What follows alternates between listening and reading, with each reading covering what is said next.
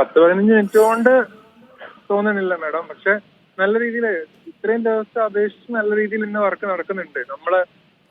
നമ്മളുടെ ഫോഴ്സിനെയൊക്കെ സപ്പോർട്ട് ചെയ്യുന്നുണ്ട്. മാക്സിമം നമ്മൾ പറയുമ്പോഴൊക്കെ ഏതാണ്ടൊക്കെ അവര് അനുസരിക്കുന്നൊക്കെ ഉണ്ട്. നല്ല സപ്പോർട്ട് ഉണ്ട്. അത്യാവശ്യം നല്ല രീതിയിൽ വർക്ക് നടക്കുന്നുണ്ട് ഇവിടെ. അതെ, ഇപ്പൊ നേവിയും ഒക്കെ എത്തിയിട്ടുണ്ടല്ലേ?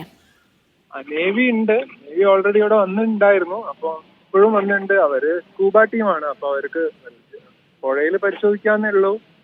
ആർമി ടീം 12 ആകുമ്പോഴേക്ക് എത്തുന്നതാണ് പറഞ്ഞത്, ഫോഴ്സ് മൊത്തം. അതായത് പ്രസാദ്, നമുക്ക് ഈ ദൃശ്യങ്ങളിൽ നിന്ന് കാണുന്നു, പക്ഷെ നമുക്കതിനെ ഊഹിക്കാവുന്നതിനൊരു പരിമിതിയുണ്ട്. കാരണം ഒരു ലോറിയൊക്കെ മൂടിക്കൊണ്ടുള്ള ഒരു മണ്ണെന്ന് പറയുമ്പോൾ വലിയൊരു മണ്ണിടിച്ചിലാണ് ഉണ്ടായിരിക്കുക എന്ന് കൂടെ വ്യക്തമാവുകയാണ്. എന്തായാലും ഈ മണ്ണെടുക്കുന്ന പ്രക്രിയ അത് വളരെ വേഗത്തിൽ തന്നെ നടക്കുന്നുണ്ടോ? അത് വേഗത്തിൽ നടക്കുന്നുണ്ട് മാഡം.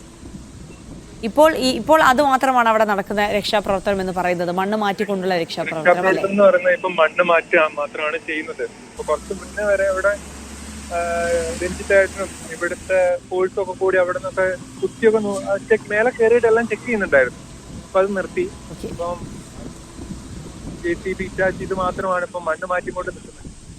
ആർമി എത്തിയാലേ ബാക്കി എന്തെങ്കിലുമൊക്കെ പറയാൻ പറ്റുള്ളൂ.